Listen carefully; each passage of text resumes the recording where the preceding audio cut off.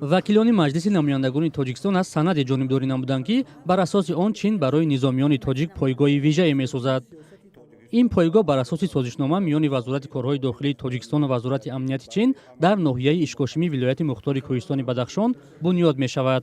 расонидани кӯмаки бебоздашт барои бунёди пойгоҳи дастаи милитсияи зудамати раёсати мубориза бар зидди ҷиноятҳои муташаккили вазорати корҳои дохилӣ ва барои муҷаҳҳаз гардонидани шӯъбаи криминалистикаи раёсати ташхиси криминалистии вазорати корҳои дохилии ҷумҳурии Тоҷикистон лабораторияи ДНК-ро пешбинӣ менамояд.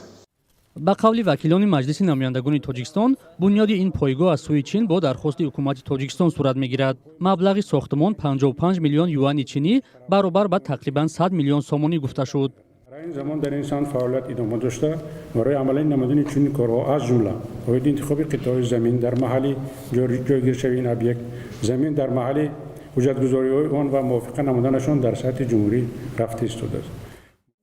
сохтмони ин иншоот дар пасманзари ба дасти толибон гузаштани афғонистон ва бештар шудани таҳдидҳои амниятӣ дар марз бо ин кишвар сурат мегирад. дар гузашта чин борҳо дар бахши амнияти тоҷикистон сармоягузорӣ кардааст. бо ҳадафи тақвияти марзи тоҷикистон-афғонистон аз ҳисоби чин 4 постгоҳи марзӣ ва як маркази омӯзишӣ бунёд шуд.